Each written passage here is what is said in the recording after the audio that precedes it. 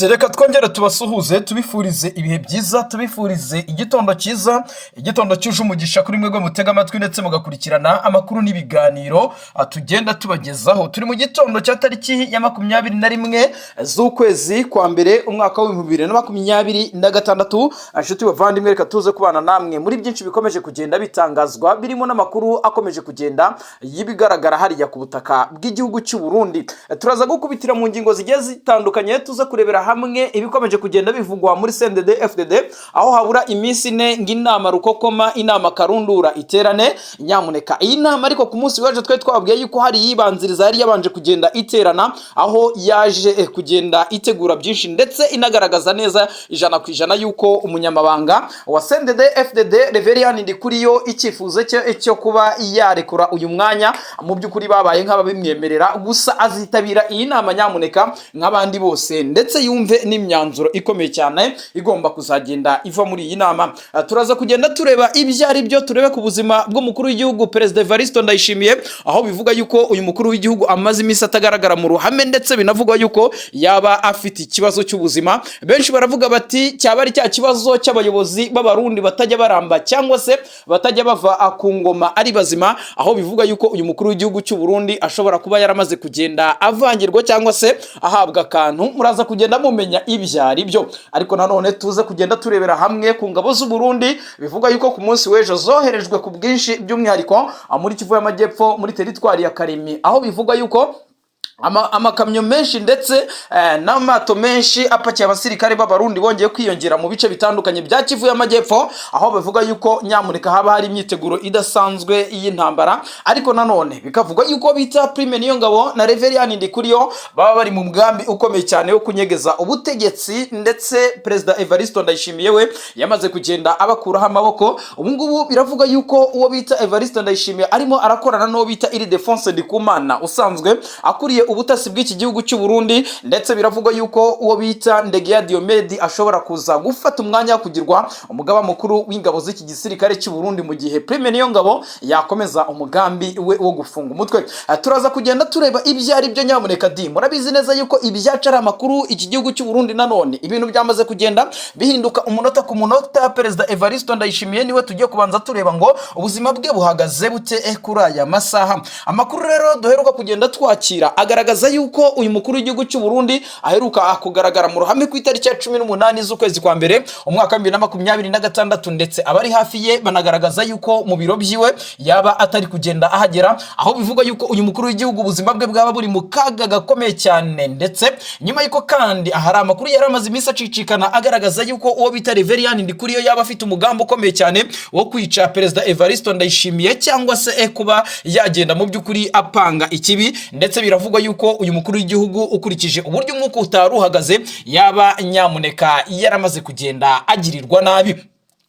Nanone kandi ibi bikurikiye inama z'ikitaraganya zagendaga ziterana mu biro Ntare Rushatsi, aho bivuga yuko uyu mukuru w'igihugu yamaze kugenda atakariza icyizere abandi bayobozi batandukanye bakora hariya mu gihugu cyangwa se mu biro byiwe, ndetse nyuma yo gutangaza yuko yamaganye abari bo bose bakeza abami babiri. Ibi byose byakomeje kugenda abisa naho bibabaza bamwe mu bayobozi bakorera muri iki gihugu by'umwihariko muri biriya biro byiwe. Ibi rero bikagaragaza yuko haba hari umwuka udasanzwe. Ariko nanone ngira ngo ku munsi w'ejo mwabonye neza bita Faustin Ndikumana ko yongeye kugaruka mu itangazamakuru ndetse agaragaza zimwe muri feriyazi cyangwa se bimwe bishobora gutuma ubutegetsi bwa Perezida Evariste Ndayishimiye mu by'ukuri butaramba. Akomeza kugenda agaragaza yuko zimwe mu mbogamizi iki gihugu cy'u Burundi harimo gutakaza cyangwa se gucana umubano n'igihugu cy'u Rwanda, ndetse anagaragaza yuko ibyari byo byose byakabaye byirengagizwa ibihugu bikongera gusubirana abanyagihugu bakabiprofitiramo cyangwa se bakabikora ku bw'ineza y'abaturage. Nyamara Perezida Evariste Ndayishimiye mu bihe bitandukanye yakomeje kugenda agaragara mu ruhame avuga yuko atazigera aganira n'igihugu cy'u Rwanda kugeza bamuhaye abasize bakoze kudeta umwaka wa 2015, ubwo uwo bita General Niyombare ndetse n'abamushyigikiye bakoraga kudeta igapfuba bagaturukira ku butaka bw'igihugu cy'u Rwanda. Ibirego kandi nanone byakomeje kugenda bigwira Perezida Evariste Ndayishimiye, aho amakuru avuga yuko yaba ari umwe mu bagize uruhare mu ipfu cyangwa se mu rupfu rwahoze ari umushikiranganje mukuru w'umugambwe CNDD FDD, ndetse akaba yaranagize uruhare nyamuneka rw'urupfu rwa perezida wahoze ayobora iki gihugu cy'u Burundi, ngira ngo ni Petero Nkurunziza. Bikavuga yuko rero ibi byaba ari byo bigenda bituma nyamuneka uyu mukuru w'igihugu cy'u Burundi yaba afitanye inzigo na bamwe mu badede, ndetse aho bivuga yuko Pastor Bucuma Nkurunziza umugore w'umuhisi Petero Nkurunziza nawe yaba ariyo yavuyemo inkomoko yo kuba izi saha atumvikana n'ubutegetsi bwa Son Excellence Evariste Ndayishimiye.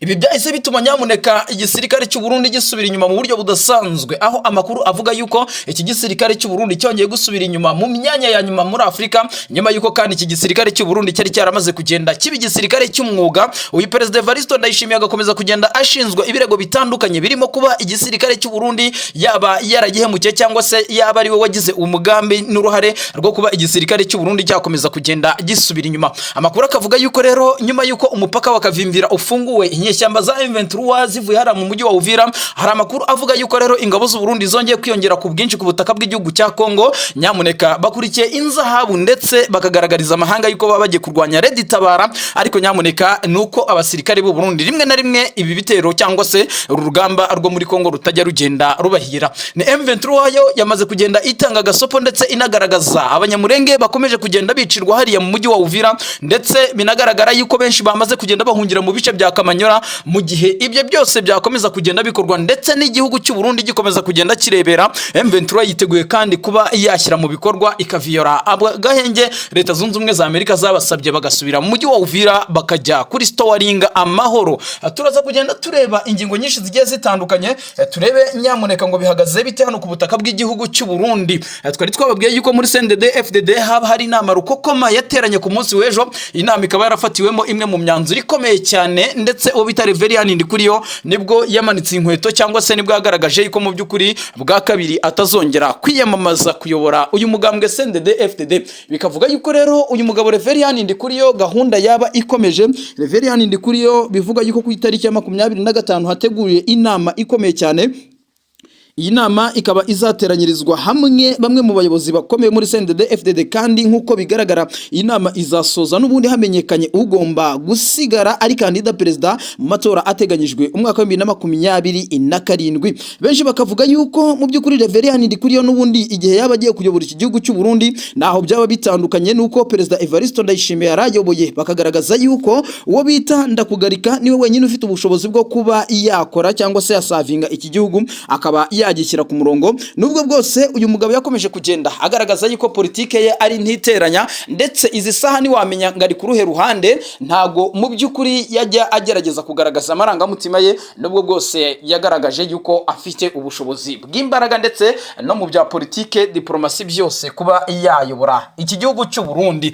Turaza kugenda tureba ibyari byo nanone tukirahangaha, turebe imyigaragambyo ikomeye cyane ikomeje kugenda igaragara mu bice bitandukanye by'iki gihugu cy'u Burundi, aho abaturage bakomeje kwirara mu mihanda baramagana ubutegetsi ndetse busa naho butabakorera, ndetse amakuru avuga yuko ikibazo cy'inzara, ibitoro ndetse n'ibibazo byose bikomeza kugenda bigwira abarundi, harimo ibibazo by'ubuhunzi n'ibibazo mu by'ukuri by'ibibazo bitandukanye. Ibi ngibi byakomeje kugenda bituma abaturage b'abarundi birara mu mihanda bagaragaza yuko biteguye kuba batazashyigikira ubutegetsi bwa by'inkona, hakaba n'imbonerakure. Aba bose rero uyu mugabo ngo ni Reverien Ndikuriyo yamaze kugenda abagiraho autorite, sibyo kandi n'izindi ncabwenge n'abandi bagabo bifuza impinduka hano ku butaka bw'igihugu cy'u Burundi, cyane cyane yuko abarwanashyaka benshi cyangwa se abaturage benshi iki gihugu cy'u Burundi gifite n'ubundi bumva politike ya CNDD FDD. Ikibazo n'umukandida CNDD FDD itanga, bakavuga yuko rero mu gihe CNDD FDD yakanzura yuko Reverien Ndikuriyo ari we uzabahagarira mu matora nkuko babyumvikanye ubwo Perezida Evariste Ndayishimiye na Petero Nkurunziza bageraga ku butegetsi, yuko uko batangije urugamba rwose rwo kubohora igihugu nkuko bo babigaragaza, bose bakabaye bazagabana uyu mwanya w'uperezida. Hari amakuru avuga yuko rero umubintu bitaga Petero Nkurunziza n'ubundi byari byo yagombaga gusigira Son Excellence Evariste Ndayishimiye. Evariste Ndayishimiye nawe ikirango cye kirarangiye, agihaye Reverien Ndikuriyo nawe biravuga yuko azasigira umugabo bita Ndakugarika, cyangwa se umwite nabo bita Baratuza. Abo bose n'abagabo mu by'ukuri bigaragara yuko ngo bagomba kuzasogongera kuri iki cyanga cy'ubuyobozi bwo kuyobora iki gihugu cy'u Burundi. Rero bikagaragaza yuko uyu mukuru w'igihugu cy'u Burundi agomba kurya ari menge, nubwo bwose uyu mugabo bita Reverien Ndikuriyo arimo arashaka kwiyomora kuri Perezida Neva, ariko arimo arashaka kubikorana mu by'ukuri ubwenge, ariko benshi bita ngo n'ubwenge buke, kuko ukurikije imbwirwaruhame arimo aragenda atangaza muri iyi minsi urabona yuko arimo arasuzugura inzego ndetse n'umukuru w'igihugu, ubwo ejo bundi yatangazaga ko atazongera kwiyamamaza kuyobora iri shyaka rya CNDD-FDD. uburyo yabivuze nyamuneka benshi babigarutseho baravuga bati ibi bintu birimo n'agasuzuguro, kuvuga ngo ntago nyishoboye kwicara ngo amasaha 5-6,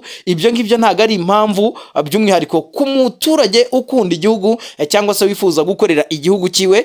Benshi bakavuga yuko rero nanone mu gihe uyu mugabo Reverien Ndikuriyo yaba agiye ku butegetsi, naho Uburundi bwaba buvuye nta naho bwaba bugiye, ahubwo uyu nguyu we ashinzwa kuba ngo yaba ari umugome ukomeye cyane, kuko uwo ari we wese wamwopoza tayari ni ukumwohereza kumana. Ibi rero ni ibigaragaza yuko iri shyaka rya politike naryo ryamaze kugenda risa naho ricikamo ibice, ndetse no muri perezidansi y'iki gihugu cy'u Burundi ishyano ryongera riragwa, aho bivuga yuko Perezida Neva rwose atarimo aramara igihe adakoresheje inama ngo azikoreshe abanyagihugu, by'umwihariko abayobozi bakorera muri biro ye, kugira ngo ababuze ku kijyanye no gukeza abami babiri, nyuma yuko Evariste Ndayishimiye we yagaragaje yuko mu by'ukuri ngo atazi neza niba azageza umwaka wa 2027. nanone amakuru akavuga yuko ngo yaba arimo arakekwa kuba yakicwa. Ibyo byose rero nibikomeje kugenda bigaragara muri iri shyaka. Aka kaduruvayo rero akari mu Burundi gashobora kuza nanone kubyara amahari, nk'uko mu mwaka wa 2015 byagenze, cyangwa se mu myaka yahashize ubwo bamwe mu bayobozi bakomeye b'u Burundi bagendaga bakorerwa kudeta ndetse bakagandagurwa n'abatavuga rumwe n'ubutegetsi bwabo. Rero nanone tugarutse ku bijyanye n'imiyoborere cyangwa se n'ubuyobozi bwite bw'ishyaka, ariko hari amakuru avuga yuko rero no mu gisirikare cy'u Burundi naho bitifashe neza, abasirikare bakomeje gutoroka, abandi bari mu burasirazuba bwa Kongo ibibazo by'ubuzima byababanye ibibazo. Hari amashusho duherutse kugenda tubona nyamuneka, tubona yuko intambara iri mu burasirazuba bwa Kongo, abarundi ari bamwe mu bantu bashoboka kuba barayisogongeye cyane, kuko bashobora kuba barahuye n'ingaruka z'intambara. Ni mu 2023 rero irimo irarasa abarundi, barimo bararasana cyane, n'ibikoresho bya gisirikare byose by'iki gihugu cy'u Burundi byajyanywe ku butaka bw'igihugu cya Kongo, aho bavuga yuko depo zose cyangwa se zo bita amura z'intwaro hano ku butaka bw'i Burundi, mu gihe Burundi bwaba butewe, aho bwatera buturutswe Uburundi buramutse butewe, biravuga yuko bashobora kuzagira ikibazo cyibura rya bimwe mu bikoresho, kubera yuko byinshi bamaze kugenda babijyana mu gihugu cya Repubulika Iharanira Demokarasi ya Kongo. Kandi mu by'ukuri muri iyi minsi turimo turumva amakuru avuga yuko Red Tabara yaba irimo iritegura, ndetse General Niyombare ngo nawe arashaka kongera gutera, bigaragaza yuko rero iki gihugu cy'u Burundi kigomba kwicara kikarya kirimenge, kuko ibirimo birategurwa na 7 atazaseruka nka kandida perezida ugomba guhagararira CNDD-FDD.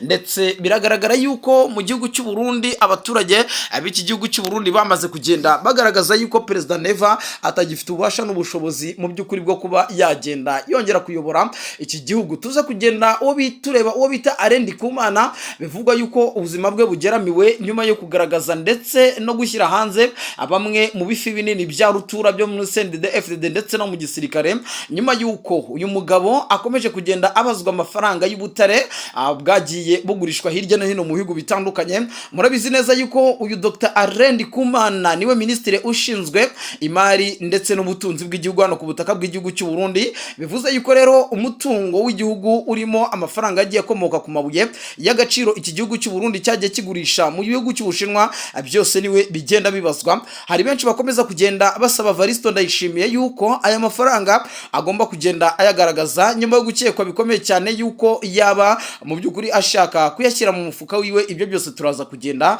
tureba uburyo bihagaze. Andi makuru kandi turaza kugenda tureba umuhungu w'umuhisi Petero Nkurunziza, ni Keri Nkurunziza, aho bivuga yuko nanone mu gisirikare cy'u Burundi nawe ibintu bitoroshye habe na gatoya, nyuma yuko Perezida Evariste Ndayishimiye akomeje kugenda yanga kumupromotinga. Biravugwa yuko rero muri iyi minsi ubwo Denise Bucumi Nkurunziza amaze iminsi yagiriza perezida w'igihugu cy'u Burundi Evariste Ndayishimiye kutagira byinshi akorera abanyagihugu ndetse no kurangwa na politike y'igiturire, ikene wabo ndetse no guhonyora agateka kazina muntu. Ibi ngibi byatumye Denise Bucuma Nkurunziza agaragaza yuko mu by'ukuri adashimishijwe na politike ndetse n'imisingi migari Perezida Neva yubakiyeho ubutegetsi bw'igihugu cy'u Burundi. Ibi rero bikahita byiturwa umuhungu wa Petero Nkurunziza usanzwe ari umusirikare ufite ipeti rya suriyotona, ariko nanone bikavugwa yuko nyamuneka Perezida Neva yaba afite ubwoba yuko kuzamuka k'uyu muhungu mu ntera za gisirikare bishobora kugenda mu by'ukuri bituma uyu mukuru w'igihugu akomeza kugenda agira ikikango yuko yaba agenda agwiza abanzi.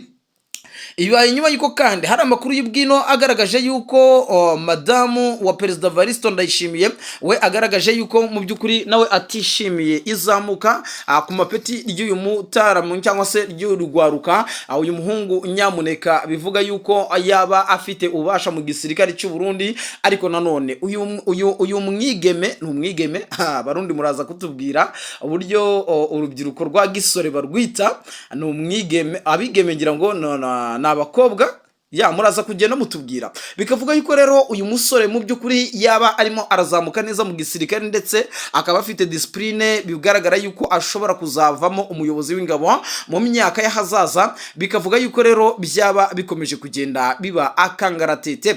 Akavuga yuko kandi ubu butegetsi bushobora kuzongera gusubira mu maboko y'umuryango wa Perezida Petero Nkurunziza, nyuma yuko kandi hari amakuru akomeje kugenda atohoza agaragaza yuko yaba yaragiye azira bamwe mu basirikare b'inshuti ze z'akadasohoka kubera yuko aribo bari kumwe mu minsi ya nyuma, aho bivuga yuko kandi dosiye nshyashya zamaze kugenda zifatirwa kwa Denise Bucuma Nkurunziza. Bivuga yuko yaba afitanye umugambi ukomeye cyane na General Prime Niyongabo ndetse tutanibagiwe Reverien Ndikuriyo, ariko nanone bikavuga yuko yagiye hatahurwa amakuru avuga yuko General Niyombare yaba ari muri communication n'aba ngaba. Bikagaragaza yuko rero ubutegetsi bwa CNDD FDD buyobowe na Perezida Evaristo Ndayishimiye bwaba buri kugenda bugana ku musozo. Bikavuga yuko kandi hariya ku butaka bw'igihugu cy'u Burundi abaturage bamaze kugumuka mu buryo budasanzwe, nyuma yuko Perezida Evaristo Ndayishimiye agaragaje yuko imipaka y'igihugu cy'u Burundi ndetse n'igihugu cy'u Rwanda idateze gufungurwa vuba ahangaha.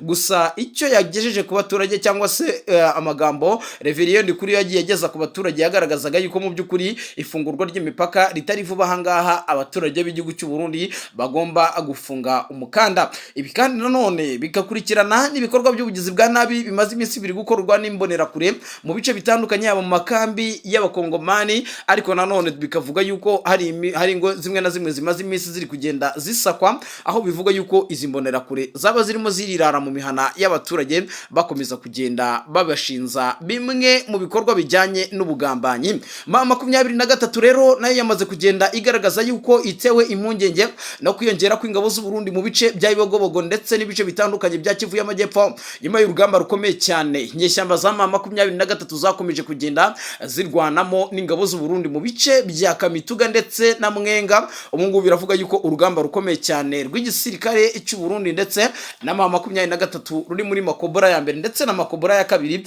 ariko nanone abanyamurenge bari bamaze iminsi mu by'ukuri babyinira ku rukomo bavuga yuko mu by'ukuri ruguru hangiye kugaruka umutekano ndetse banasaba yuko ingabo z'u Burundi zitazagaruka. Ariko nyamuneka u Burundi bwamanukanye ibifaru, abasirikare, ibikoresho byinshi bitandukanye bya gisirikare. Gahunda nta yindi ni ukujya guhangana na twirwaneho, aho bivuga yuko noneho na Red Tabara yabikomeje kugenda yisuganya. U Burundi bwaba bwarafashe amakuru akomeye cyane yuko iyi Red Tabara yaba igiye kongera kugaba ibitero ku butaka bw'igihugu cy'u Burundi.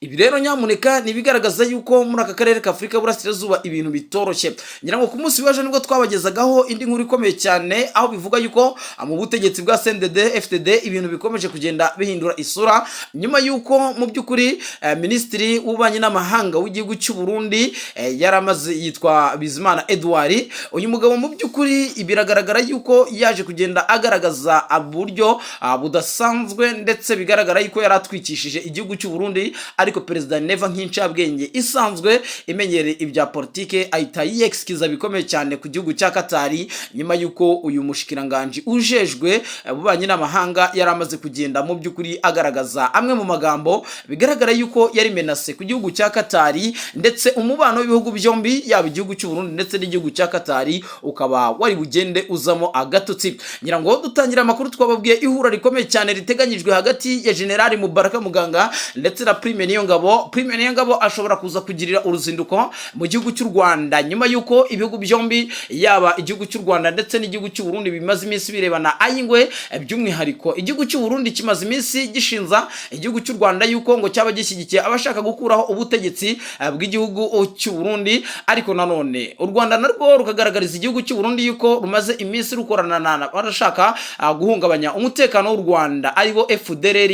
Ibi rero bikaba bikomeje kugenda bituma impande zose zirebana ayingwe, ubwo igihugu cy'u Rwanda cyagaragazaga yuko kitazigera kibasha kwihanganira uwo ari we wese uzacumbikira abagambiriye kugirira nabi ubutegetsi bw'igihugu cy'u Rwanda. Igihugu cy'u Burundi cyo kigaragaza yuko ngo u Rwanda ari rwo ruhereza intwaro, nirwo ruha indaro, nirwo ruha ibyo kurya abahoze bashaka guhiruka ubutegetsi bw'igihugu cy'u Burundi mu mwaka wa 2015 ubwo General Niyombare ageragezaga kudeta igapfuba, ariko nanone u Rwanda rwo rukagaragaza yuko nta burenganzira rufite rwo kuba rwatanga abaturage. Rimwe na rimwe benshi bagaragaza yuko ari inzira karengane, kuko hari benshi bafunze. Nk'ubu ubuzima bwa Aregie Bunyoni bumaze kugenda bujya habi cyane, aho binavuga